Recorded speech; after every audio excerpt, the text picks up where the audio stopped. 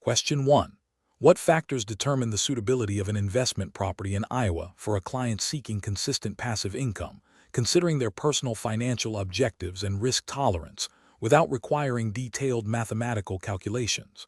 Option A. The property's potential for rapid market appreciation and the highest possible projected rental income based on comparable properties. Option B. The alignment of projected net cash flow with the client's income needs and the general concept of return on investment relative to their risk comfort level. Option C. The current market trends and the overall economic outlook for the region, irrespective of the property's specific operational costs. Option D. The property's historical sales data and the average rental rates in the neighborhood, without considering the client's individual financial situation. The correct answer is B. The alignment of projected net cash flow with the client's income needs and the general concept of return on investment relative to their risk comfort level. Explanation. Scenario analysis.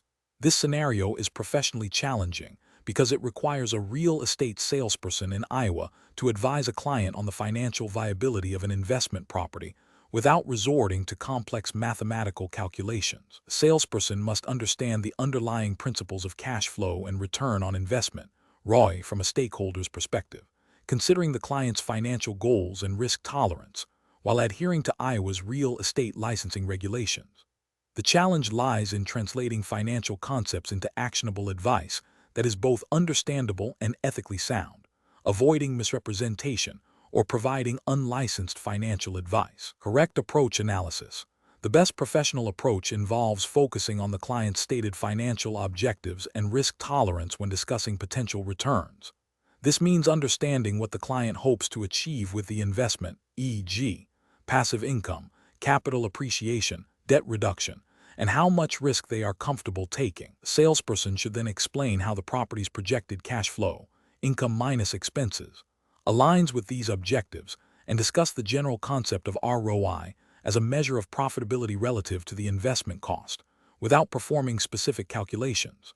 This approach is correct because it prioritizes the client's needs and financial situation, as mandated by ethical real estate practice and Iowa's consumer protection laws. It avoids providing specific financial advice, which could be construed as unlicensed activity, and instead empowers the client to make informed decisions based on their personal circumstances and the general financial characteristics of the property.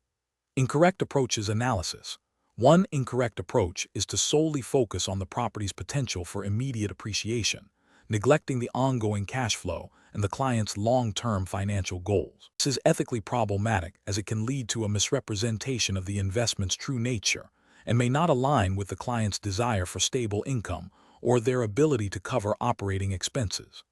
Another incorrect approach is to emphasize the highest possible projected rental income without a realistic assessment of vacancy rates, maintenance costs, or property management fees. This can create unrealistic expectations and lead to a situation where the actual cash flow is significantly lower than initially presented, potentially causing financial distress for the client. Finally, an incorrect approach would be to discuss the investment solely in terms of market trends and comparable sales, without any consideration of the property's specific operational costs and revenue-generating capacity. This ignores the fundamental principles of cash flow analysis and ROI, which are crucial for understanding the actual financial performance of an income-producing property. Professional reasoning.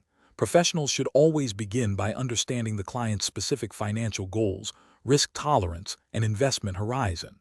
This forms the foundation for any discussion about a property's financial performance. Next, they should explain the relevant financial concepts, like cash flow and ROI, in general terms, relating them to the client's objectives. The focus should be on educating the client about the factors that influence these metrics, rather than providing specific numerical projections or advice. Transparency about potential risks and a realistic assessment of income and expenses are paramount. If a client requires specific financial advice or complex calculations, the salesperson should recommend they consult with a qualified financial advisor or accountant, thereby respecting the boundaries of their professional license and ethical obligations. Question 2. Stakeholder feedback indicates that some Iowa real estate salespersons face challenges in maintaining their license status due to personal circumstances. A salesperson licensed in Iowa has been dealing with a prolonged family health crisis for the past year, which has significantly limited their ability to focus on professional development. Their license renewal is due in 3 months, and they have not yet completed any of the required continuing education hours for the current renewal period. What is the most appropriate course of action for this salesperson to ensure their license remains active and compliant with Iowa regulations? Option A. Immediately research and enroll in accredited Iowa-approved continuing education courses that fulfill the required hours and complete them before the license renewal deadline. Option B. Wait until after the license renewal deadline to address the continuing education, planning to complete the hours afterward to reactivate their license. Option C. Assume that their temporary period of reduced activity will be recognized by the Commission and focus solely on renewing the license application without completing the continuing education. Option D.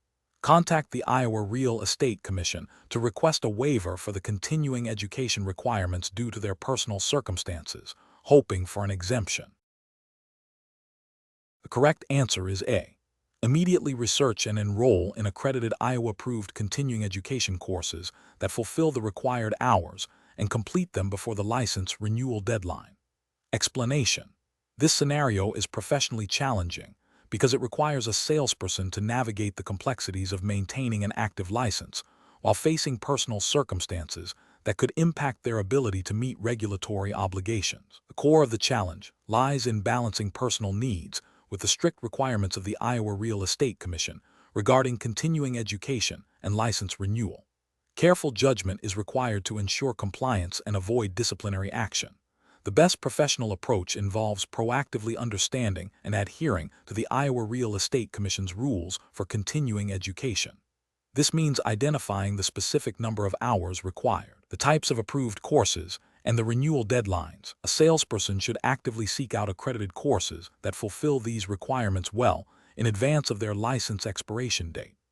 This proactive stance ensures that the salesperson remains in good standing with the Commission, can continue practicing real estate in Iowa without interruption, and upholds their ethical obligation to maintain professional competence. An incorrect approach would be to assume that a temporary absence from active practice automatically excuses the salesperson from continuing education requirements. The Iowa Real Estate Commission mandates that all active licensees complete a specific number of continuing education hours during each renewal period, regardless of whether they were actively engaged in real estate transactions. Failing to complete these hours before the renewal deadline will result in an inactive license status or potential disciplinary action. Another incorrect approach is to rely on informal advice from colleagues or to assume that the license will be automatically renewed without fulfilling all prerequisites. Regulatory requirements are specific and must be met directly through the Commission's established procedures. Relying on hearsay or assuming automatic renewal can lead to an expired license and the inability to practice.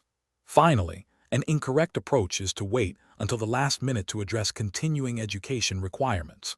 This often leads to rushed decisions, potentially enrolling in unapproved courses or missing the deadline altogether. The professional reasoning process should involve a commitment to understanding and meeting all licensing and continuing education obligations as a fundamental aspect of ethical practice. Professionals should regularly review the Iowa Real Estate Commission's guidelines, calendar their renewal deadlines, and plan their continuing education well in advance to ensure uninterrupted licensure and continued professional development. Question 3.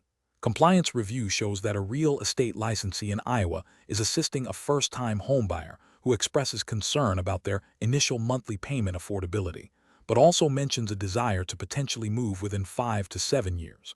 The licensee is considering recommending different mortgage types. Which of the following approaches best aligns with professional conduct and Iowa's real estate regulations? Option A. Strongly advocate for a fixed-rate mortgage as the safest option, regardless of the client's stated concerns about initial payment affordability or potential short-term ownership.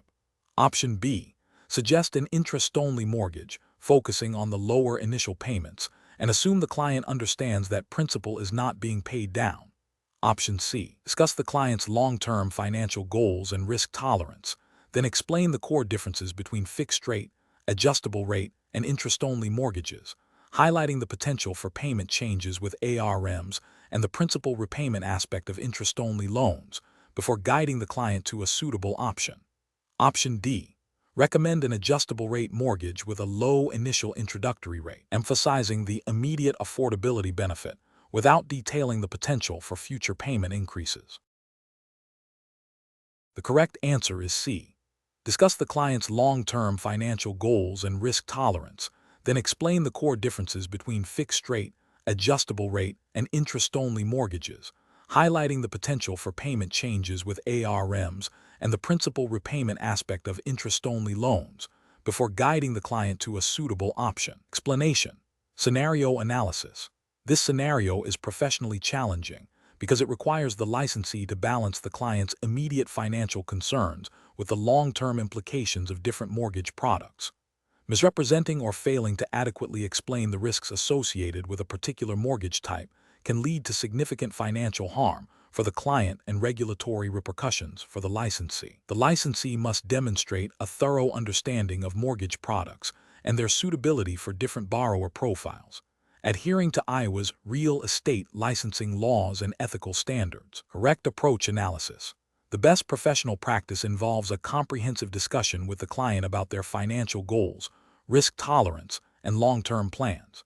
This includes clearly explaining the fundamental differences between fixed rate, adjustable rate, and interest-only mortgages, emphasizing the potential for payment fluctuations with adjustable rate mortgages and the principal repayment aspect of interest-only loans. The licensee should then guide the client towards a product that aligns with their stated needs and financial capacity, ensuring the client makes an informed decision based on accurate and complete information. This approach upholds the fiduciary duty owed to the client and complies with Iowa's regulations requiring licensees to act with honesty, integrity, and competence, and to avoid misrepresentation. Incorrect approaches analysis. Recommending an adjustable rate mortgage solely because it offers a lower initial payment without thoroughly explaining the risk of future payment increases is a failure to provide complete and accurate information. This misrepresentation can lead the client to underestimate their future financial obligations, violating Iowa's prohibition against deceptive practices. Suggesting an interest-only mortgage without confirming the client's understanding that principal is not being repaid and that they will need a separate plan for principal reduction later is also a significant omission. This can result in the client being unprepared for future payment increases or a balloon payment, potentially leading to default and violating the duty of care. Pushing a fixed-rate mortgage without considering the client's stated desire for lower initial payments, even if it might be a safer long-term option, could be seen as failing to act in the client's best interest if the client's primary concern is immediate affordability and they understand the associated risks of other products. However, the primary failure here is not understanding the client's needs. Professional reasoning. Professionals should always prioritize understanding the client's objectives, financial situation, and risk tolerance before recommending any financial product. This involves active listening, asking probing questions, and providing clear, unbiased explanations of all available options, including their benefits and drawbacks. The decision-making process should be client-centric, ensuring that the recommended product is suitable and that the client is fully informed and comfortable with their choice. Adherence to Iowa's real estate laws, which emphasize fair dealing and preventing fraud or misrepresentation, is paramount. Question 4. Compliance review shows that a real estate salesperson in Iowa is working with a buyer who is eager to purchase a home in a desirable suburban neighborhood. Recent market data for this specific Iowa region suggests a significant increase in new listings and a slight lengthening of the average time properties are spending on the market, indicating a potential shift from a seller's market towards a more balanced or buyer-friendly environment. How should the salesperson best advise their client? Option A. Explain the observed market trends. Discuss how a potential shift towards a buyer's market might impact negotiations and pricing, and help the client strategize accordingly. Option B. Encourage the client to delay their purchase until the market clearly shows signs of a strong recovery and prices begin to increase. Option C. Focus exclusively on the client's desire to buy and assure them that the current market conditions are always favorable for motivated buyers. Option D. Advise the client to proceed with the purchase immediately to take advantage of current prices before they potentially rise again. The correct answer is A. Explain the observed market trends. Discuss how a potential shift towards a buyer's market might impact negotiations and pricing, and help the client strategize accordingly. Explanation. Scenario analysis.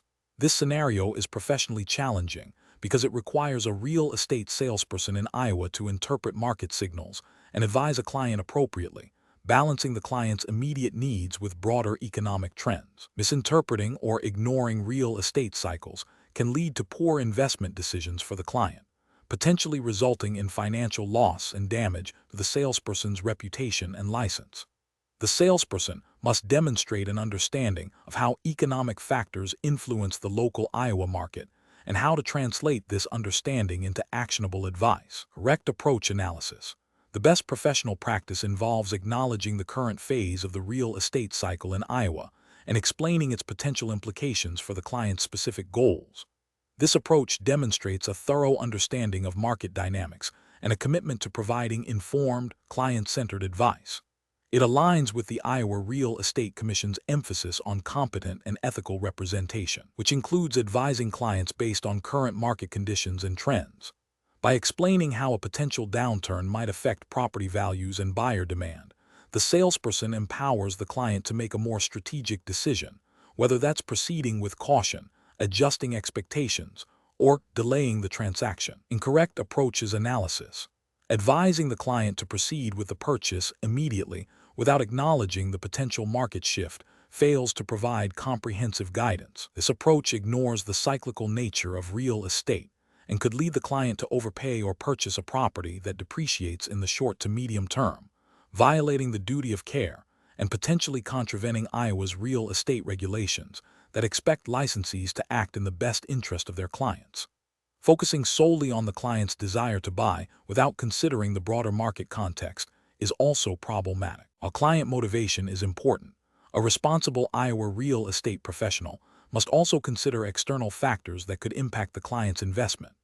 This narrow focus neglects the salesperson's obligation to provide a complete picture of the market, which is essential for informed decision-making. Suggesting that the client wait indefinitely for a market upturn without understanding the client's specific financial situation or urgency is equally flawed. Real estate decisions are personal and time-sensitive. A responsible approach requires tailoring advice to the individual client's circumstances, not making broad, speculative pronouncements about future market movements without further client consultation. Professional reasoning. Professionals should first assess the current phase of the real estate cycle in their specific market, Iowa, in this case, by considering indicators such as inventory levels, average days on market, price trends, and local economic conditions. They should then consider how this cycle phase aligns with the client's objectives, risk tolerance, and timeline. The next step is to communicate these findings clearly and concisely to the client, explaining the potential opportunities and risks associated with the current market. Finally, the professional should work collaboratively with the client to develop a strategy that best meets their individual needs, incorporating the market analysis into the decision-making process. Question 5. Compliance review shows that an Iowa real estate salesperson has been representing a seller in the sale of their home. During the listing period, the salesperson learns that their spouse is very interested in purchasing the property for themselves. The salesperson has not yet informed the seller of their spouse's interest. What is the salesperson's immediate professional obligation? Option A. Immediately disclose in writing to the seller that the salesperson's spouse is interested in purchasing the property. Option B. Wait until the closing process to inform the seller about the spouse's interest in the property. Option C. Advise the seller to consider a lower offer to ensure the sale to the spouse goes through smoothly. Option D. Present the offer from the spouse to the seller without mentioning the spousal relationship. Correct answer is A. Immediately disclose in writing to the seller that the salesperson's spouse is interested in purchasing the property. Explanation. Scenario analysis. This scenario presents a professional challenge because it involves a potential conflict of interest and a violation of disclosure requirements under Iowa real estate law. A licensee must always act in the best interest of their client and disclose all material facts, including any personal interest in a transaction. Failing to do so erodes client trust and can lead to disciplinary action. Correct approach analysis. The best professional practice is to immediately disclose to the seller in writing that the licensee's spouse is interested in purchasing the property. This approach upholds the fiduciary duty owed to the seller by ensuring full transparency. Iowa Real Estate Commission rules require licensees to disclose any personal interest they, or their immediate family members, have in a property transaction. This disclosure allows the seller to make an informed decision and protects the licensee from accusations of self-dealing or misrepresentation. Incorrect approach is analysis. Presenting the offer without disclosing the spousal interest is a failure to disclose a material fact, which is a violation of Iowa Real Estate Commission rules and ethical standards. This action prioritizes the licensee's personal gain over the client's best interest. Suggesting the seller consider a lower offer to facilitate the sale to the spouse is unethical and a breach of fiduciary duty. The licensee's role is to represent the seller's best interests, not to manipulate the transaction for personal benefit. This action could be construed as steering or misrepresentation. Waiting until closing to inform the seller about the spousal interest is a significant violation. Disclosure must be made promptly and in writing to allow the seller to react to the information before the transaction is finalized. This delay deprives the seller of the opportunity to seek independent advice or reconsider the sale. Professional reasoning. Professionals should always prioritize transparency and the client's best interests. When a potential conflict of interest arises, such as a personal or familial interest in a transaction, immediate and written disclosure to all parties involved is paramount. This aligns with regulatory requirements and ethical obligations, fostering trust and preventing legal or disciplinary repercussions. A licensee should always ask themselves, am I acting solely in my client's best interest, and have I disclosed all material facts? Question 6. System analysis indicates that an Iowa real estate salesperson is advising a client on a potential investment property. The salesperson has reviewed market data and has a general understanding of the property's condition. What approach best fulfills the salesperson's ethical and legal obligations in Iowa when analyzing the investment potential for the client? Option A. Highlighting only the most favorable aspects of the investment, such as projected rental income and potential appreciation, while minimizing discussion of any potential downsides. Option B. Presenting a balanced analysis of potential returns and risks, supported by verifiable market data, and advising the client to conduct independent due diligence. Option C. Providing a guaranteed rate of return on the investment, assuring the client that the property will be highly profitable. Option D. Relying exclusively on the seller's optimistic financial projections for the property, without conducting any independent verification or analysis. The correct answer is B. Presenting a balanced analysis of potential returns and risks, supported by verifiable market data, and advising the client to conduct independent due diligence. Explanation.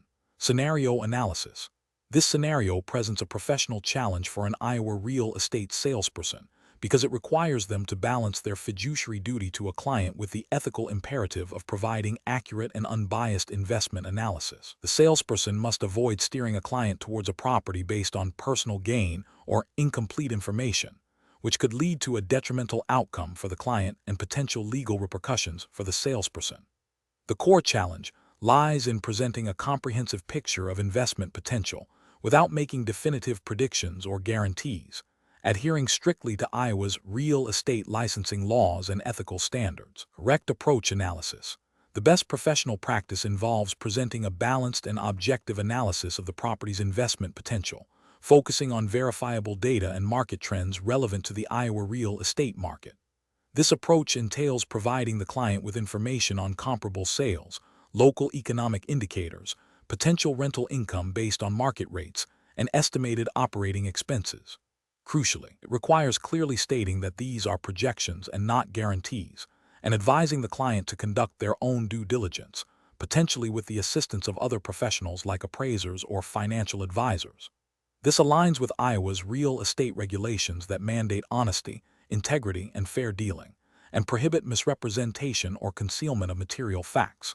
The salesperson's role is to facilitate informed decision-making, not to make the decision for the client or to guarantee investment returns. Incorrect approach is analysis. One incorrect approach involves emphasizing only the positive aspects of the investment, such as projected appreciation and potential rental income, while downplaying or omitting potential risks like market downturns, high vacancy rates, or unexpected maintenance costs. This constitutes a misrepresentation of material facts and a failure to deal honestly and fairly with the client, violating Iowa's real estate laws. Another incorrect approach is to provide a definitive prediction of the property's future profitability and a guaranteed rate of return. Real estate investments inherently carry risk, and guaranteeing returns is both unethical and illegal, as it constitutes a false promise and potentially unlicensed investment advice. Iowa real estate licensees are not authorized to guarantee investment outcomes. A third incorrect approach is to rely solely on the seller's optimistic projections without independent verification or analysis. This demonstrates a lack of due diligence and a failure to uphold the salesperson's fiduciary duty to their client to act in their best interest. It also risks perpetuating misinformation and potentially leading the client into a poor investment decision. Professional reasoning. Professionals in Iowa should approach real estate investment analysis by prioritizing transparency, objectivity, and client education. The decision-making process should begin with a thorough understanding of the client's investment goals and risk tolerance. The salesperson must then gather relevant, verifiable data pertaining to the specific Iowa market and the property in question. This data should be presented to the client in a clear, unbiased manner, highlighting both potential benefits and risks. Crucially, the salesperson must always advise the client to seek independent professional advice and conduct their own comprehensive due diligence. The focus should always be on empowering the client to make an informed decision, rather than influencing them with speculative or guaranteed outcomes. Question 7. The audit findings indicate that a real estate licensee in Des Moines, Iowa, is assisting a client who urgently needs to sell a distinctive commercial property. The licensee is considering how best to determine a fair market price, acknowledging the property's unique features and the seller's time constraints. Which valuation method, when applied diligently, best addresses the immediate need for a realistic market-driven price in this specific Iowa context? Option A. An income approach, focusing on potential rental income and a capitalization rate derived from similar but not directly comparable commercial zones. Option B. A detailed comparative market analysis, adjusting for the property's unique attributes and recent sales of similar, though not identical commercial properties in the vicinity. Option C. A cost approach, estimating the replacement cost of the building and subtracting an estimated amount for depreciation, then adding the land value.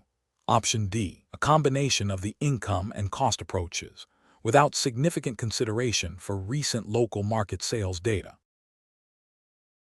The correct answer is B. A detailed comparative market analysis, adjusting for the property's unique attributes and recent sales of similar, though not identical commercial properties in the vicinity. Explanation. The audit findings indicate a potential challenge in accurately valuing a unique commercial property in Des Moines, Iowa, for a distressed seller needing a quick sale. This scenario is professionally challenging because of the property's unusual characteristics and the seller's urgent need for liquidity create pressure to deviate from standard valuation practices. A careful, objective, and compliant approach is paramount to protect both the seller and the agent from ethical and regulatory breaches under Iowa's real estate licensing laws. The most appropriate approach in this situation involves a thorough comparative market analysis, CMA, supplemented by other methods as necessary. CMA is correct because it directly addresses the current market conditions and recent sales of similar properties, which is crucial for establishing a realistic market value, especially when a quick sale is desired. Iowa's real estate regulations emphasize providing clients with accurate and objective information. A CMA, when performed diligently by considering comparable properties, their features, location, and recent sale prices, aligns with the ethical duty to represent the client's best interests by providing a grounded valuation. While the property is unique, the CMA can be adjusted to account for these differences, providing a strong starting point for pricing. Using only the income approach would be professionally unsound. While the income approach is a valid valuation method for income-producing properties, its reliance on projected future income and capitalization rates can be speculative, especially for a unique commercial property where reliable comparable income data might be scarce or difficult to ascertain. The speculative nature could lead to an inaccurate valuation, potentially misleading the distressed seller and failing to meet the standard of care required by Iowa law. Furthermore, Relying solely on this method without considering market realities could be seen as a failure to provide a comprehensive and objective assessment. Similarly, relying exclusively on the cost approach would be inappropriate. The cost approach estimates the cost to replace the property minus depreciation plus land value. For older or unique commercial properties, accurately estimating depreciation, especially functional or economic obsolescence, can be highly subjective and difficult. This subjectivity can lead to a valuation that does not reflect the actual market demand or what a buyer would realistically pay, particularly in a distressed sale scenario. This could violate the Iowa Real Estate Commission's guidelines on providing accurate market-based valuations. A professional reasoning process in such a situation should begin with understanding the client's needs and the property's characteristics. The agent must then select the most appropriate valuation methods based on the property type, available data, and market conditions.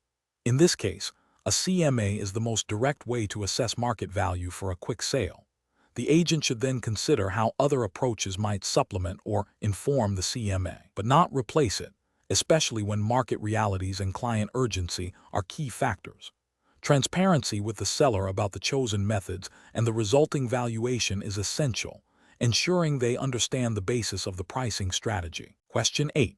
Benchmark analysis indicates that a property listed for sale in Des Moines, Iowa, is owned by 3 individuals. One of the co-owners has recently passed away. The surviving co-owners wish to proceed with the sale, but the deceased co-owner's interest in the property is unclear regarding its disposition. What is the most appropriate course of action for the real estate licensee to recommend to the sellers? Option A. Advise the sellers that they can sell their existing fractional interests in the property without addressing the deceased co-owner's estate. Option B. Proceed with the sale, assuming the property is held in joint tenancy with right of survivorship, and that the deceased's interest automatically transfers to the surviving owners. Option C. Inform the sellers that the deceased co-owner's interest will automatically revert to their siblings as they are the next of kin. Option D. Advise the sellers to consult with a qualified Iowa attorney to determine the exact nature of the deceased co-owner's interest and the necessary legal steps for transferring title. The correct answer is D. Advise the sellers to consult with a qualified Iowa attorney to determine the exact nature of the deceased co-owner's interest and the necessary legal steps for transferring title. Explanation. Scenario analysis.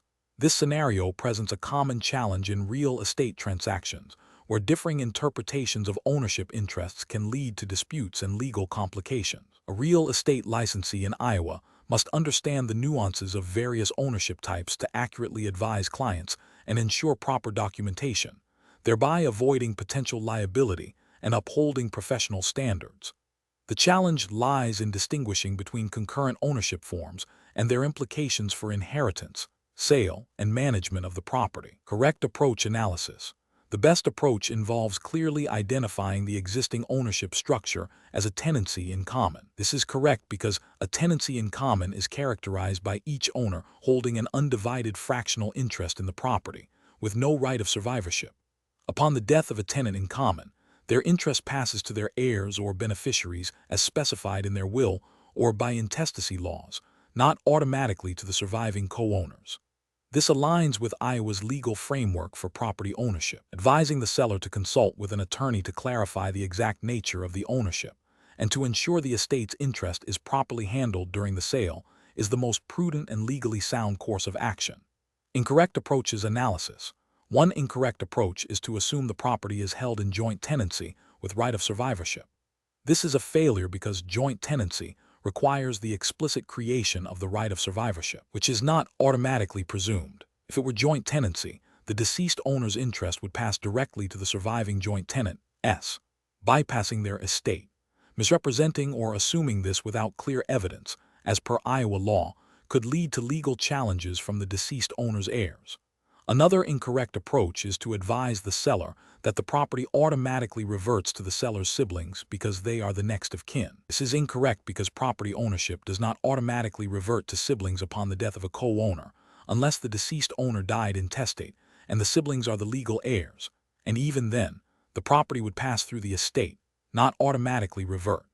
This ignores the possibility of a will and the probate process.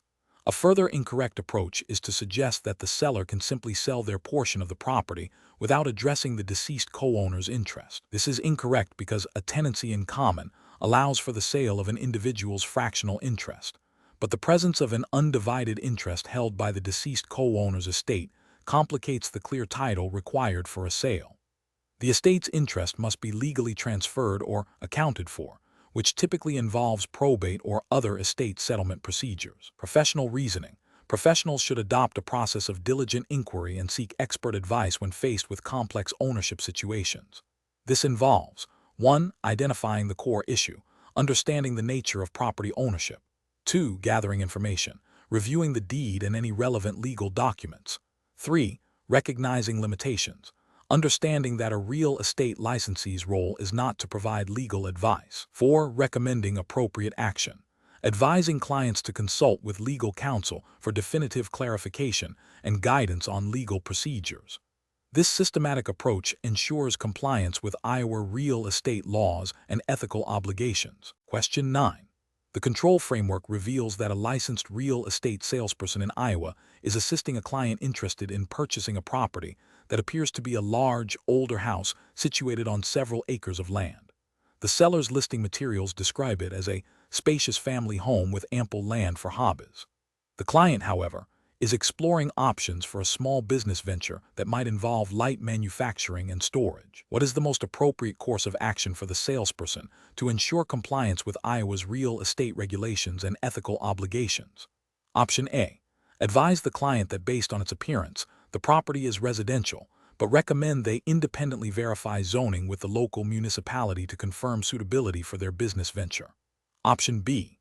Focus solely on the spacious family home aspect, as indicated by the seller, and advise the client that it is primarily a residential property, discouraging business use. Option C. Proceed with marketing the property as a potential commercial or industrial site, assuming the acreage allows for such uses, and inform the client of this possibility. Option D. Recommend the client purchase the property based on its current residential appearance, and then attempt to rezone it for their intended business use after closing.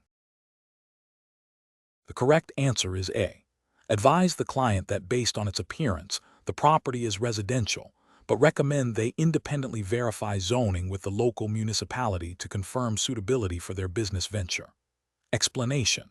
The control framework reveals that navigating the nuances of real estate types is crucial for licensed professionals in Iowa. This scenario presents a professional challenge, because a salesperson must accurately identify and advise on properties that may straddle multiple classifications, requiring a deep understanding of Iowa's specific definitions and zoning regulations to avoid misrepresentation and ensure client satisfaction. Careful judgment is required to distinguish between primary uses and potential secondary uses, especially when advising clients on investment or development potential. The best approach involves a thorough investigation of the property's current use, zoning classification, and any potential future development considerations under Iowa law. This includes consulting official zoning maps and ordinances for the specific municipality or county where the property is located, and potentially engaging with local planning departments. This ensures that the advice provided is legally sound, ethically responsible, and aligned with the client's objectives, preventing potential legal issues and protecting the client's interests. This aligns with the Iowa Real Estate License Law's requirement for licensees to act with honesty and integrity, and to represent facts accurately. An incorrect approach would be to rely solely on the seller's description or a superficial visual inspection, without verifying the official classification. This could lead to misrepresenting the property's suitability for a client's intended use, potentially violating Iowa's deceptive trade practices statutes and the real estate license law's provisions against misrepresentation. Another incorrect approach is to assume a property's classification based on its appearance alone, ignoring zoning laws. For instance, a property that appears residential might be zoned for commercial use, or vice versa, and failing to confirm this can lead to significant client disappointment and legal repercussions. Finally, advising a client based on outdated information or personal assumptions about property types without consulting current local regulations is also professionally unacceptable, as it fails to uphold the duty of care owed to the client. Professionals should employ a decision-making framework that prioritizes due diligence. This involves actively seeking and verifying information from authoritative sources, understanding the specific legal definitions and zoning applicable in Iowa, and clearly communicating any uncertainties or potential complexities to the client. When in doubt, consulting with experienced brokers, legal counsel, or relevant government agencies is a prudent step. Question 10. The control framework reveals that a seller in Des Moines, Iowa, has accepted an offer of $350,000 for their property. The seller is eager to understand their potential net proceeds. The estimated closing costs, including prorated property taxes, title insurance, escrow fees, and a 6% real estate commission, are projected to be $25,000. The seller also has an outstanding mortgage balance of $150,000. What is the estimated net amount the seller will receive after all these deductions? Option A, $175,000. Option B, $200,000. Option C, $185,000. Option D, $150,000. The correct answer is A, $175,000. Explanation. The control framework reveals a scenario that is professionally challenging due to the inherent conflict between a seller's desire to maximize profit and the salesperson's ethical and legal obligations to ensure a fair and transparent transaction. The salesperson must navigate the seller's emotional attachment to the property while adhering strictly to Iowa's real estate laws, particularly regarding disclosure and fair dealing. Careful judgment is required to balance the seller's interests with the integrity of the transaction and the protection of potential buyers. The best professional practice involves accurately calculating the net proceeds to the seller based on the agreed-upon sale price and all anticipated closing costs, providing this detailed breakdown to the seller for their informed decision-making. This approach is correct because Iowa Code Chapter 543B, the state's real estate licensing law, mandates honesty, fairness, and integrity in all dealings. Providing a clear and comprehensive net sheet demonstrates transparency and allows the seller to understand the financial implications of the sale, fulfilling the salesperson's fiduciary duty. It ensures the seller is not misled about their potential profit and can make an informed decision about accepting an offer. An incorrect approach involves presenting a simplified or inflated net proceeds figure to encourage the seller to accept a lower offer. This is a regulatory failure because it violates the duty of honesty and fair dealing required by Iowa Code Chapter 543B. Misrepresenting potential proceeds can lead to a seller making a decision they later regret, potentially resulting in legal action against the salesperson and brokerage. Another incorrect approach is to avoid providing any net proceeds calculation, leaving the seller entirely to guess their financial outcome. This is an ethical failure and a breach of the salesperson's duty to advise and assist their client. While not explicitly prohibited by a specific statute in this exact wording, it falls short of the professional standard of care and the spirit of Iowa's real estate regulations, which expect licensees to act in the best interest of their clients. A further incorrect approach is to only present the gross sale price without any discussion of associated costs. This is a significant misrepresentation and a direct violation of the principle of full disclosure and honest dealing mandated by Iowa Code Chapter 543B. It fails to equip the seller with the necessary information to understand the true financial outcome of the sale. The professional reasoning process for similar situations should begin with a thorough understanding of the client's goals. Next, the salesperson must identify all relevant costs associated with the transaction, including but not limited to mortgage payoffs, property taxes, homeowners insurance prorations, closing fees, title insurance, recording fees, and any agreed-upon seller concessions or repairs. A detailed net sheet should then be prepared, clearly itemizing these costs and showing the estimated net proceeds. This document should be presented to the seller, and the salesperson should be prepared to explain each line item and answer any questions. This ensures informed consent and upholds the highest ethical and legal standards. Question 11. Governance review demonstrates that a real estate salesperson licensed in Iowa is assisting a client who is struggling to secure traditional financing for a property purchase due to a tight timeline and a less-than-perfect credit history. The client has expressed interest in exploring alternative financing methods. The salesperson is aware of two potential avenues: hard money loans and seller financing. What is the most appropriate course of action for the salesperson to take in this situation? Option A. Recommend a specific hard money lender known for quick closings and assist the client in completing the loan application, assuring them that this is the fastest way to secure funds. Option B. Present seller financing as the ideal solution, highlighting its flexibility and downplaying the potential risks associated with the seller retaining a lien on the property. Option C. Provide the client with a comprehensive overview of hard money loans and seller financing, detailing the typical terms, risks, and benefits of each, and strongly advise the client to consult with independent legal and financial professionals before making any decisions. Option D.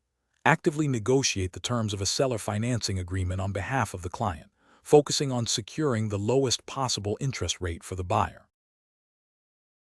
The correct answer is C. Provide the client with a comprehensive overview of hard money loans and seller financing, detailing the typical terms, risks, and benefits of each, and strongly advise the client to consult with independent legal and financial professionals before making any decisions. Explanation. Scenario analysis. This scenario is professionally challenging because it requires a real estate salesperson in Iowa to understand the nuances of different financing options, specifically hard money loans and seller financing, and how they align with a client's financial situation and risk tolerance. The salesperson must act in the client's best interest, providing accurate information and guidance without engaging in unlicensed lending activities or misrepresenting the risks involved. The core challenge lies in balancing the client's desire for a quick or flexible financing solution with the legal and ethical obligations of a licensed professional. Correct approach analysis.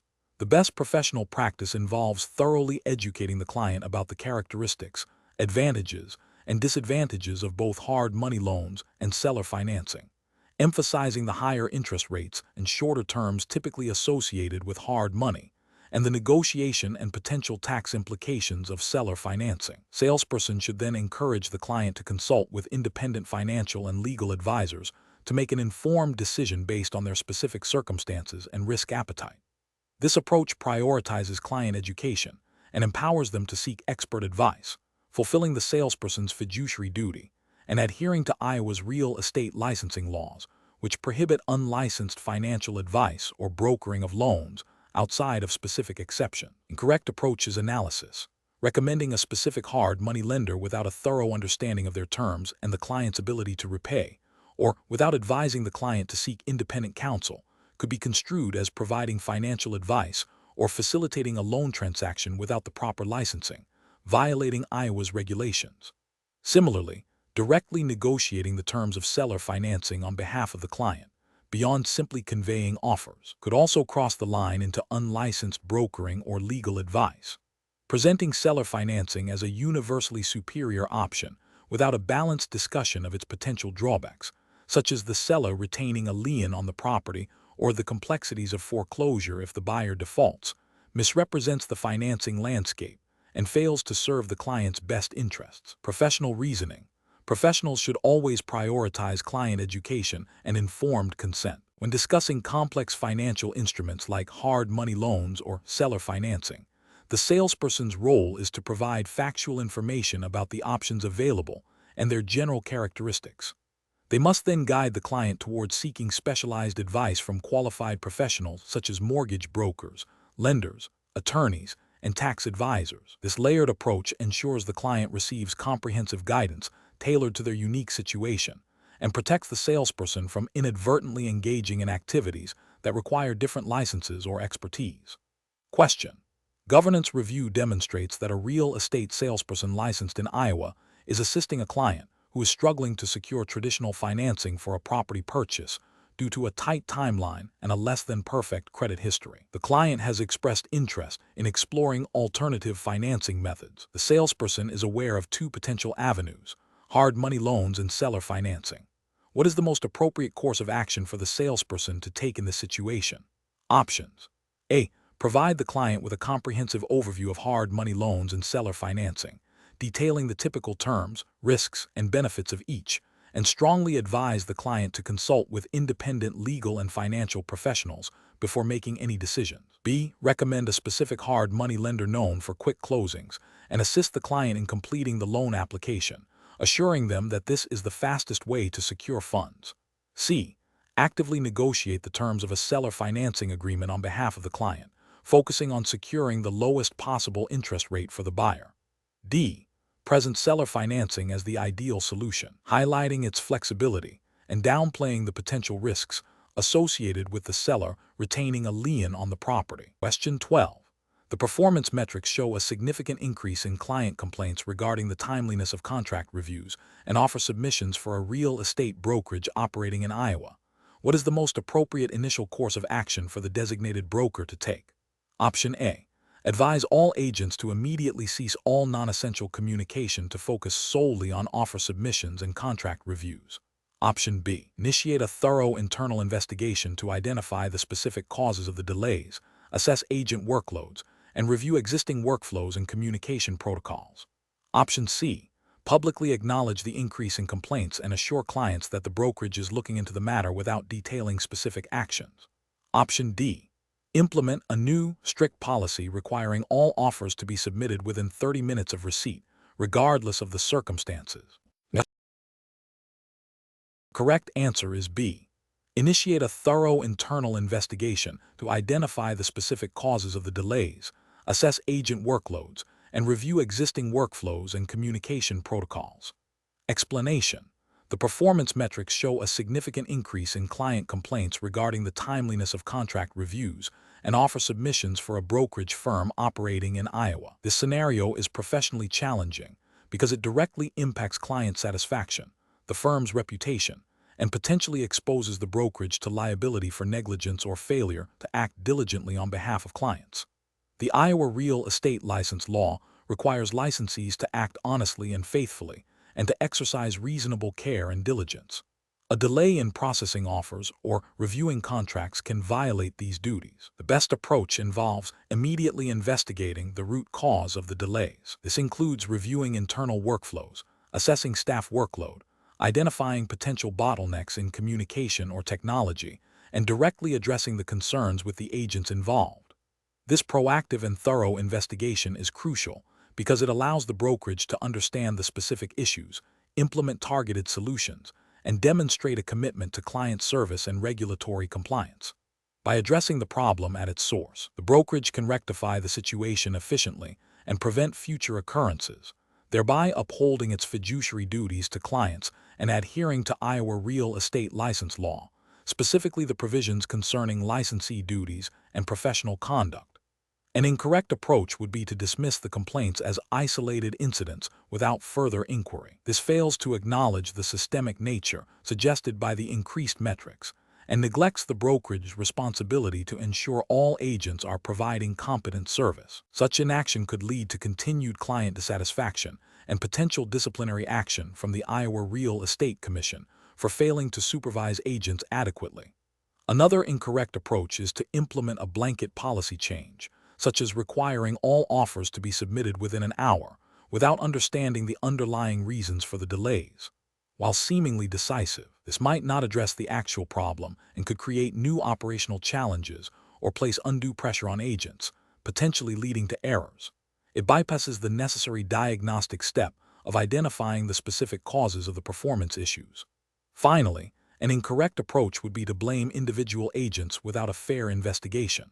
While individual performance may be a factor, a responsible brokerage must first ascertain if systemic issues, such as inadequate training, insufficient support, or flawed processes, are contributing to the problem. Premature assignment of blame without due diligence is unprofessional and can damage team morale and trust.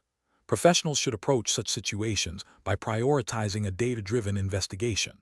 This involves gathering all relevant information, engaging with the affected parties, and consulting the Iowa Real Estate License Law and Commission rules to ensure all actions taken are compliant and ethically sound. The goal is to identify the problem, implement effective solutions, and document the process to demonstrate due diligence and a commitment to professional standards. Question 13. Analysis of a scenario in Iowa where a licensed real estate salesperson is discussing investment opportunities with a client. The client expresses interest in diversifying their portfolio and asks about real estate investment trusts rate, having heard they are a way to invest in real estate without directly owning property. What is the most appropriate course of action for the Iowa real estate salesperson? Option A. Explain what a rate is in general terms, emphasizing that it is a company that owns, operates, or finances income-producing real estate and is traded on major stock exchanges, and then advise the client that investing in rate involves purchasing securities and that they should consult with a licensed securities professional for investment advice.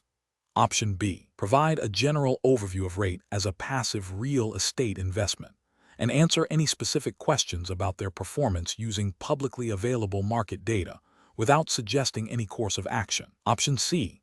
Describe rate as a direct real estate investment, similar to buying a rental property, and discuss how their value fluctuates with property market trends. Option D. Recommend specific rate to the client, detailing their historical performance and potential future returns, based on the salesperson's understanding of the real estate market. The correct answer is A. Explain what a rate is in general terms, emphasizing that it is a company that owns, operates, or finances income-producing real estate and is traded on major stock exchanges, and then advise the client that investing in rate involves purchasing securities and that they should consult with a licensed securities professional for investment advice. Explanation. Scenario analysis. This scenario is professionally challenging because it requires a real estate salesperson in Iowa to understand the nuances of advising clients on investment vehicles that are not traditional real estate transactions, specifically real estate investment trusts, REIT. The challenge lies in distinguishing between providing general investment information and offering advice that could be construed as securities advice, which falls outside the scope of an Iowa real estate salesperson's license. Misinterpreting this boundary can lead to regulatory violations and harm to the client. Correct approach analysis. The best professional practice involves clearly delineating the salesperson's role and limitations. This means educating the client about what a rate is in general terms, explaining its structure as a company that owns income-producing real estate, and highlighting that it is traded on major stock exchanges like a stock. Crucially, the salesperson must then advise the client that investing in rate involves purchasing securities, and that such investment advice should be sought from a licensed securities professional, such as a registered investment advisor or a broker-dealer representative. This approach is correct because it adheres to Iowa's real estate licensing laws, which govern the sale and lease of real property, and avoids engaging in activities that require a securities license. It prioritizes client protection by directing them to qualified professionals for investment advice. Incorrect approach is analysis. One incorrect approach is to provide specific recommendations on which rate to buy or sell, or to discuss the potential returns and risks of particular rate in detail. This crosses the line into providing investment advice concerning securities, which is regulated by the Securities and Exchange Commission, SEC, and requires specific licensing beyond a real estate salesperson's license. This failure violates regulations governing the practice of real estate and potentially securities laws. Another incorrect approach is to present rate as a direct real estate investment opportunity, similar to purchasing a physical property, and to discuss their performance in the context of property appreciation and rental income, without mentioning their nature as traded securities. This misrepresents the investment vehicle and can mislead the client about the nature of the investment and the associated risks, which are more akin to stock market volatility than direct property ownership. This is ethically problematic and potentially violates disclosure requirements. A further incorrect approach is to simply state that rate are a way to invest in real estate without further explanation or qualification, and then to answer specific client questions about rate performance with general market information. While not as egregious as offering direct advice, this approach fails to adequately inform the client about the distinction between direct real estate ownership and investing in a securities product, and it does not guide them toward appropriate professional advice, leaving them potentially misinformed. Professional reasoning. Professionals should adopt a framework of strict adherence to their licensing scope when encountering investment vehicles that touch upon their licensed area but also extend into regulated areas like securities. The decision-making process should involve 1. Identifying the core nature of the product. Is it primarily real property or a security? 2. Understanding the specific regulations governing each aspect. 3. Clearly communicating the limitations of their own license and expertise. And 4. Proactively referring clients to appropriately licensed professionals for advice within those other regulated areas. This ensures compliance, protects the client, and maintains professional integrity. Question 14. The review process indicates that a licensed real estate salesperson in Iowa is facilitating a transaction where they have a pre-existing relationship with the buyer and are also being compensated by the seller.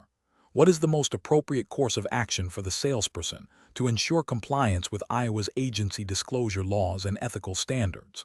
Option A. Immediately disclose to both the seller and the buyer in writing that they will be acting as a dual agent, outlining the potential conflicts and limitations, and obtain written consent from both parties before proceeding with the transaction.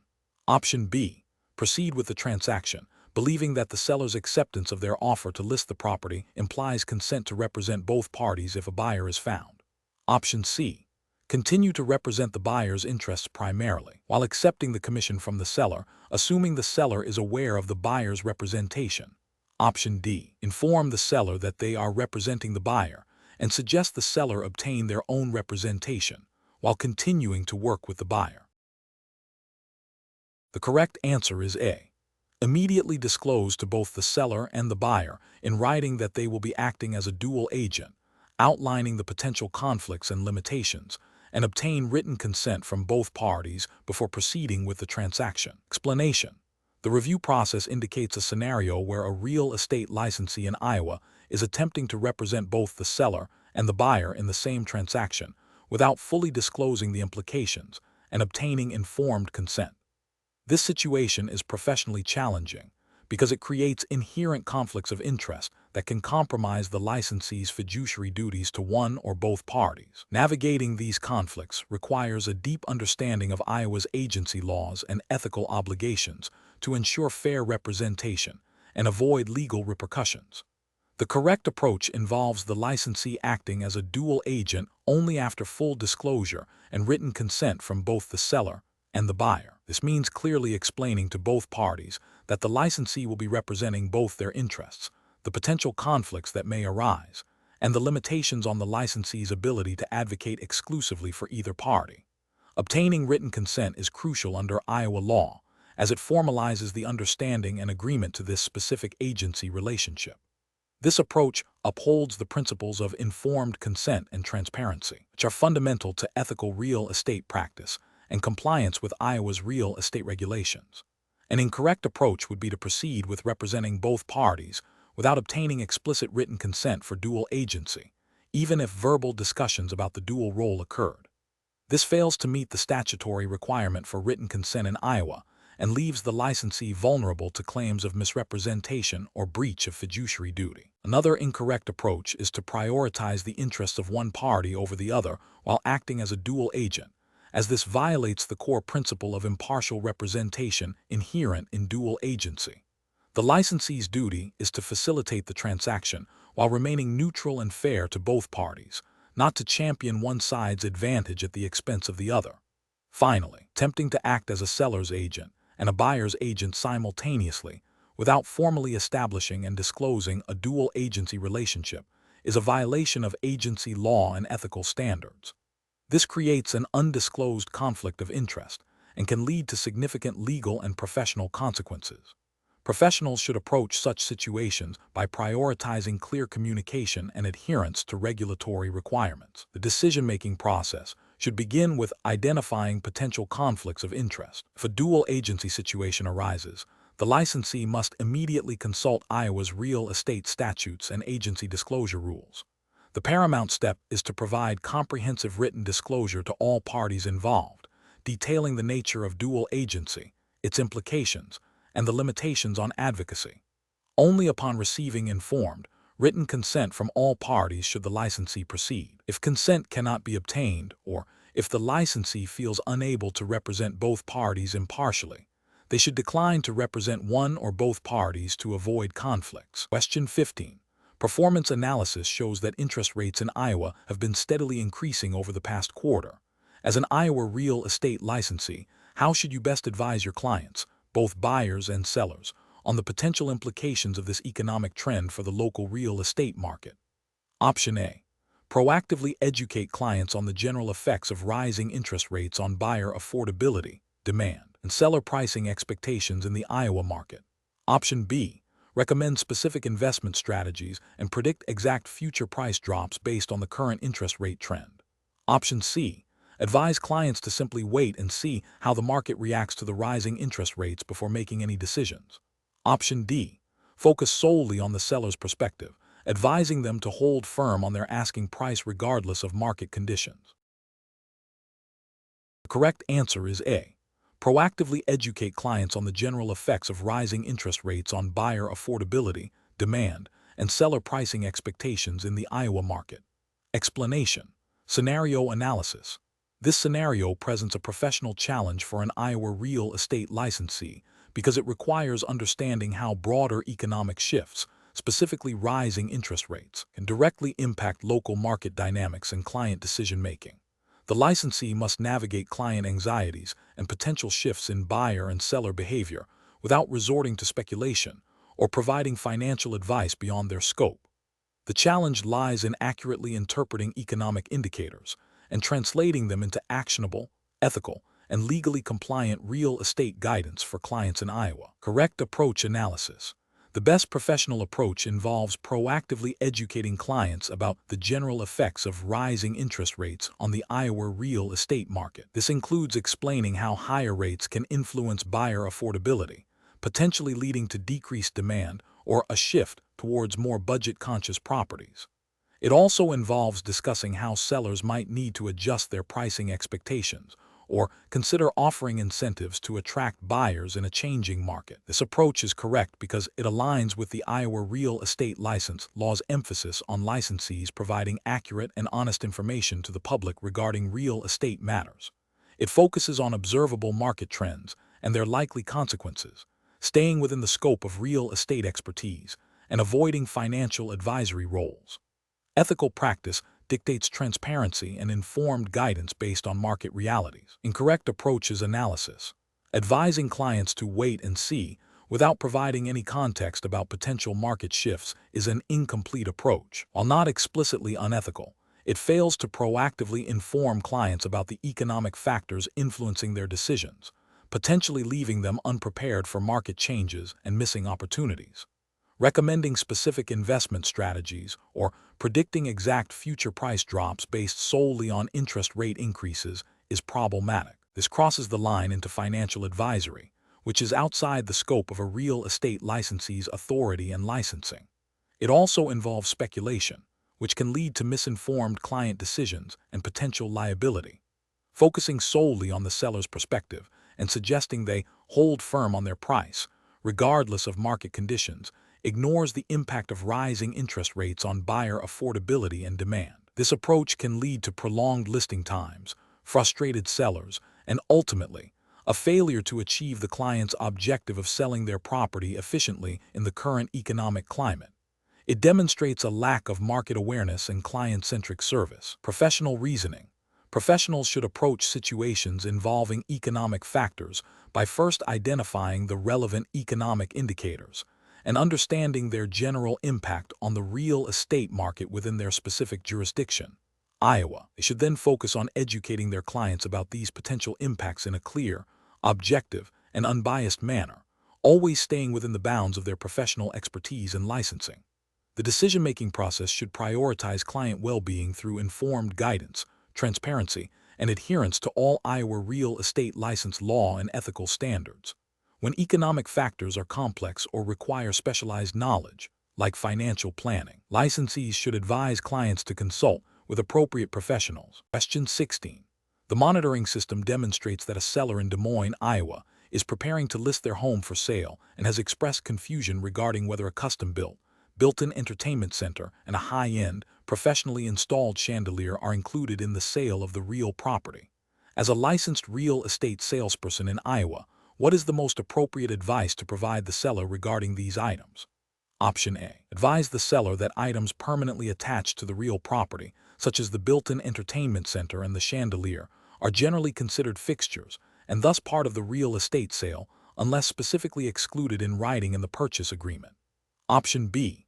Advise the seller that they can remove any item they wish before closing, as long as they do not cause significant damage to the structure of the house.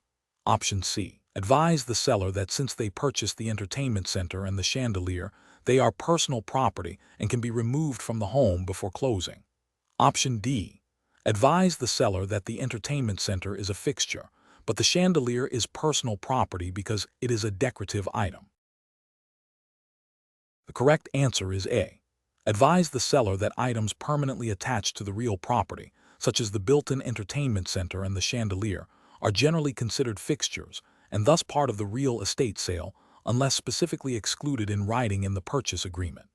Explanation. This scenario is professionally challenging because it requires a real estate salesperson in Iowa to navigate the complexities of property rights, specifically distinguishing between personal property and fixtures when advising a client on a potential sale. Misidentifying an item can lead to disputes, financial losses, and damage to the salesperson's reputation and license.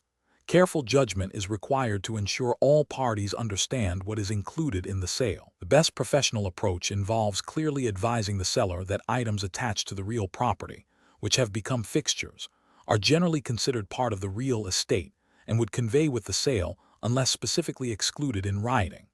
This aligns with Iowa's legal framework concerning real property, which presumes that anything permanently attached to the land or buildings becomes part of the realty. The salesperson must then guide the seller to identify any such items they wish to retain and ensure these exclusions are explicitly detailed in the purchase agreement.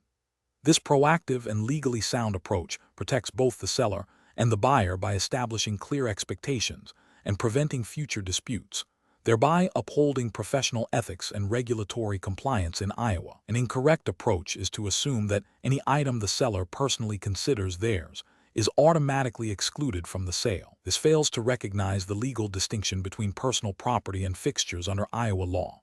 Items that were once personal property can become fixtures through annexation, attachment, and intent, and thus become part of the real estate. Failing to advise the seller on this distinction can lead to the seller inadvertently agreeing to sell items they intended to keep, or a buyer expecting to receive items that were not intended to be included, resulting in a breach of contract and potential legal action. Another incorrect approach is to advise the seller that they can simply remove any item they wish before closing, regardless of how it is attached. This ignores the legal concept of fixtures and the potential for damage to the property caused by removal. If an item is a fixture, its removal could constitute damage to the real property, leading to claims for repair costs or diminished value. This approach also fails to ensure clear communication and agreement between the buyer and seller, which is a cornerstone of ethical real estate practice. A further incorrect approach is to tell the seller that if they paid for an item, it remains their personal property. While the cost of an item is a factor in determining intent, it is not the sole determinant of whether something is a fixture. The method of attachment and the adaptation of the item to the property are also crucial considerations under Iowa law. Relying solely on the purchase price to define ownership in a real estate transaction is legally insufficient and can lead to significant misunderstandings and disputes. A professional decision-making process for similar situations should involve 1. Understanding the client's goals and intentions regarding specific items. 2. Educating the client on the legal definitions of real property, personal property, and fixtures as they apply in Iowa. 3. Guiding the client to identify items that are potentially fixtures. 4. Recommending that any desired exclusions be clearly documented in the written purchase agreement. 5. Consulting with legal counsel if there is ambiguity or significant value involved. Question 17. Investigation of financial practices by an Iowa real estate salesperson reveals a client has provided earnest money. Which of the following actions best demonstrates adherence to Iowa's regulatory framework for financial management, reporting, and record-keeping for real estate transactions? Option A. Immediately deposit the earnest money into a designated client trust account and maintain detailed records of the deposit and any subsequent disbursements. Option B. Provide the client with a receipt for the earnest money and only create detailed records if requested by the client or the brokerage. Option C. Deposit the earnest money into the brokerage's general operating account and reconcile it later. Option D. Hold the earnest money in the salesperson's personal checking account until the closing date to avoid unnecessary bank fees. The correct answer is A.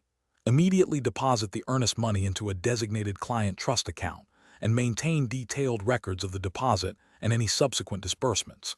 Explanation: this scenario is professionally challenging because it requires a real estate salesperson in Iowa to balance the immediate needs of a client with the strict regulatory requirements for financial record keeping and reporting. The pressure to close a deal quickly can sometimes lead to shortcuts, but maintaining accurate and accessible financial records is fundamental to compliance and client trust. Careful judgment is required to ensure that all financial transactions related to client funds are handled transparently and in accordance with Iowa's real estate laws and regulations.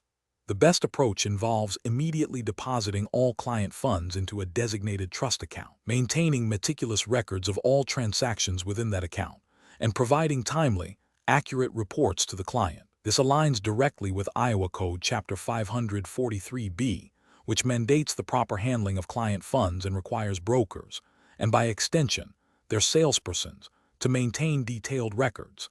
This method ensures transparency, protects the client's assets, and fulfills the salesperson's legal and ethical obligations.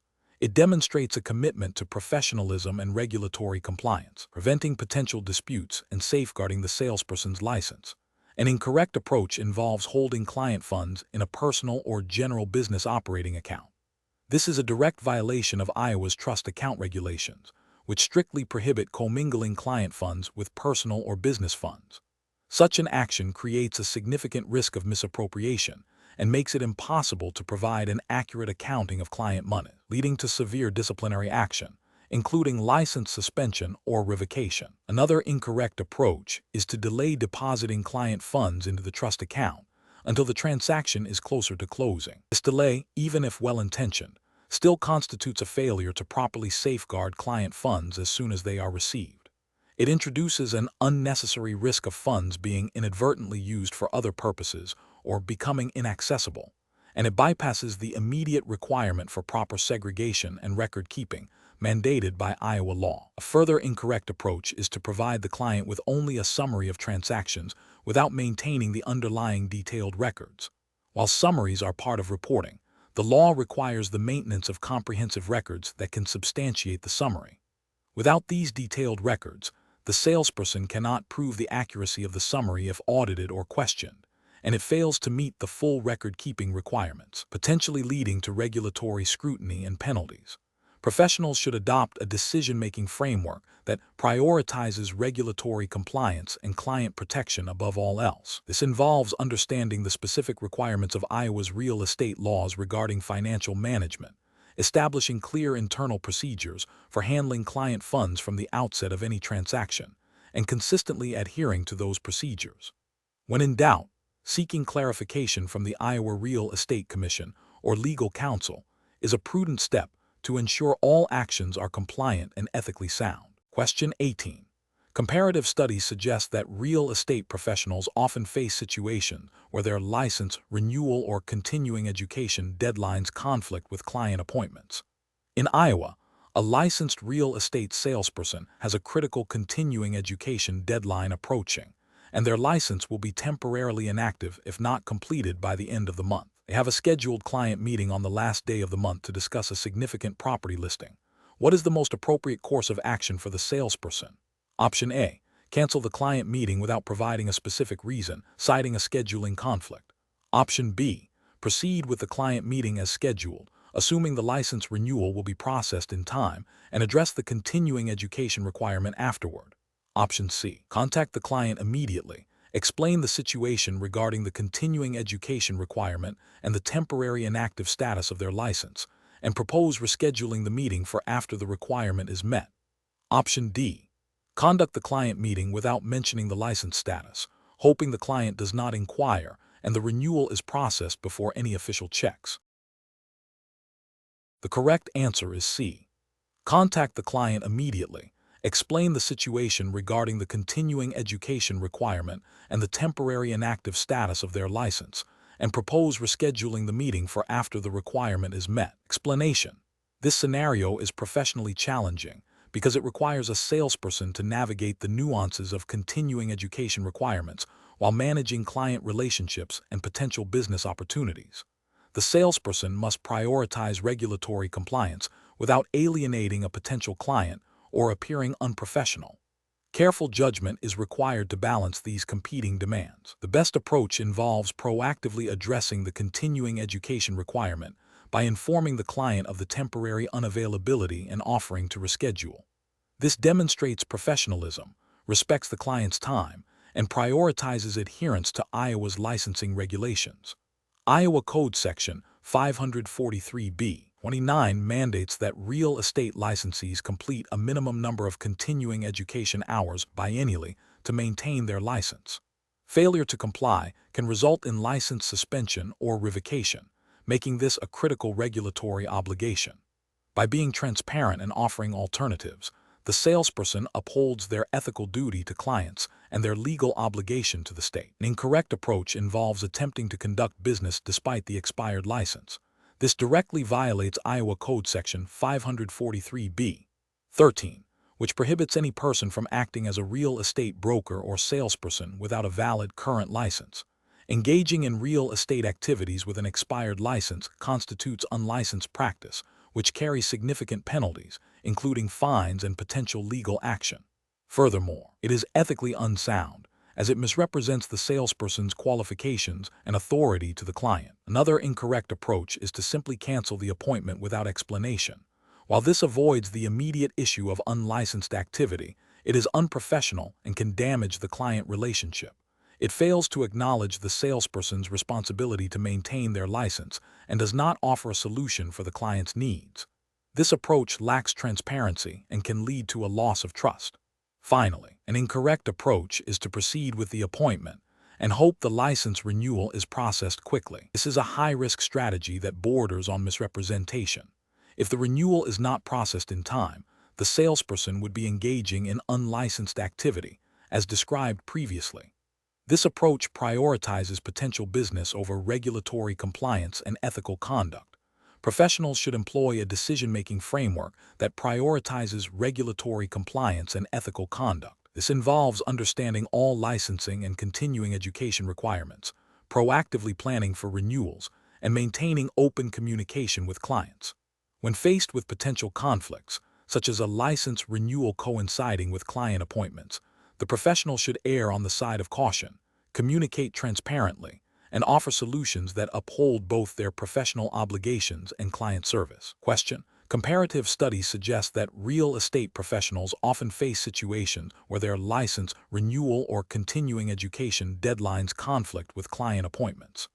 In Iowa, a licensed real estate salesperson has a critical continuing education deadline approaching, and their license will be temporarily inactive if not completed by the end of the month. They have a scheduled client meeting on the last day of the month to discuss a significant property listing. What is the most appropriate course of action for the salesperson? Options: A. Contact the client immediately, explain the situation regarding the continuing education requirement and the temporary inactive status of their license, and propose rescheduling the meeting for after the requirement is met. B. Proceed with the client meeting as scheduled, assuming the license renewal will be processed in time, and address the continuing education requirement afterward. C. Conduct the client meeting without mentioning the license status, hoping the client does not inquire and the renewal is processed before any official checks. D. Cancel the client meeting without providing a specific reason, citing a scheduling conflict. Question 19. The investigation demonstrates that an Iowa licensed real estate salesperson, Sarah, has been working with a buyer on a transaction.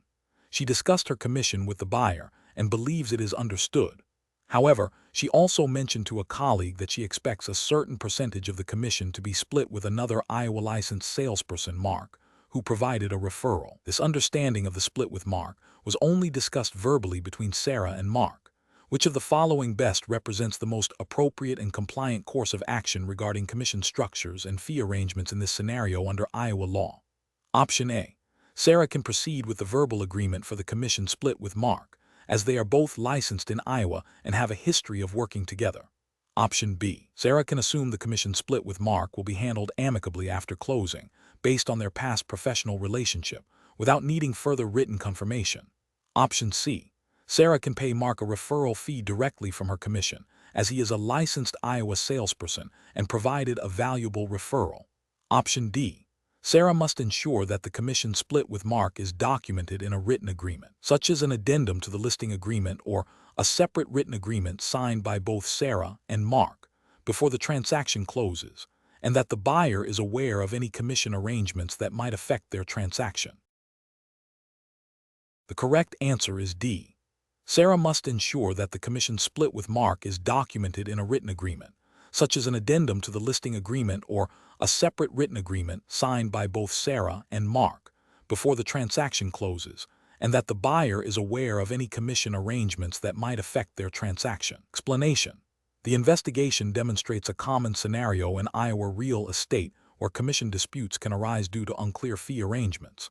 This situation is professionally challenging because it tests a licensee's adherence to ethical standards and Iowa's specific real estate regulations concerning compensation. Maintaining client trust and upholding the integrity of the profession requires absolute clarity and transparency in all fee agreements. The correct approach involves ensuring that all commission structures and fee arrangements are clearly defined in writing and agreed upon by all parties involved before any services are rendered. This aligns with Iowa's regulatory framework, which emphasizes clear disclosure and prevents undisclosed compensation arrangements. A written agreement protects both the client and the licensee by establishing expectations and providing a clear record of the agreed-upon terms, thereby preventing disputes and ensuring compliance with Iowa Code, Chapter 543B. An incorrect approach involves accepting a verbal agreement for a commission split with another Iowa licensed salesperson without a written addendum or separate agreement. This is problematic because verbal agreements are difficult to prove and can lead to misunderstandings and disputes, potentially violating Iowa's requirement for written agreements for significant terms of a transaction. Another incorrect approach is to assume a standard commission split based on past dealings without explicit confirmation for the current transaction. This lacks the necessary written documentation and clear consent required by Iowa regulations, leaving room for interpretation and conflict.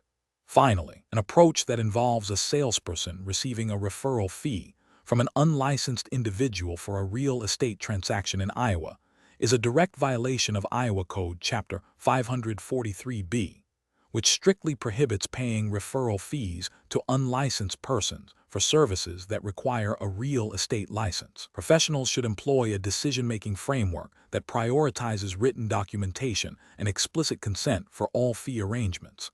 This involves proactively discussing and documenting commission structures, referral fees, and any other compensation with all parties involved at the outset of a professional relationship. When in doubt, licensees should always err on the side of caution and seek clarification or legal advice to ensure full compliance with Iowa's real estate laws and ethical obligations. Question 20. In Iowa, a real estate licensee has entered into a buyer representation agreement with a client. The agreement stipulates a commission of 3% of the purchase price, payable upon closing. The buyer, after finding a property and signing a purchase agreement, discovers they are unable to secure the necessary financing due to a significant, unforeseen change in their creditworthiness. The purchase agreement is contingent on financing. The buyer now wishes to terminate the purchase agreement and is unable to proceed with the transaction. What is the most appropriate course of action for the Iowa licensed real estate professional? Option A. Advise the buyer to simply withdraw from the purchase agreement and inform them that the licensee will not pursue any commission, regardless of the contract terms. Option B. Terminate the buyer representation agreement unilaterally and inform the buyer that they are no longer represented, without addressing the potential commission owed under the agreement. Option C. Immediately demand the full 3% commission from the buyer, citing the buyer representation agreement, without further discussion or exploration of the buyer's circumstances. Option D. Review the buyer representation agreement for clauses related to termination and buyer default. Communicate with the buyer to confirm their decision, and explore potential resolutions with the buyer and potentially the seller's agent, considering the agreement's terms regarding commission in such scenarios. The correct answer is D. Review the buyer representation agreement for clauses related to termination and buyer default. Communicate with the buyer to confirm their decision, and explore potential resolutions with the buyer and potentially the seller's agent, considering the agreement's terms regarding commission in such scenarios. Explanation. Scenario analysis. This scenario presents a common challenge in real estate transactions where a buyer's financial situation changes unexpectedly after signing a buyer representation agreement. The challenge lies in navigating the contractual obligations of the agreement while also addressing the buyer's inability to proceed with the purchase, requiring a delicate balance of legal adherence, ethical conduct, and client service. The Iowa Real Estate License Law and associated regulations govern the conduct of real estate licensees, emphasizing honesty, fairness, and the protection of client interests. Correct approach analysis. The best professional practice involves a thorough review of the buyer representation agreement to understand its terms regarding termination and compensation. In this case, the licensee should proactively communicate with the buyer to confirm their intent and explore potential resolutions as outlined in the agreement.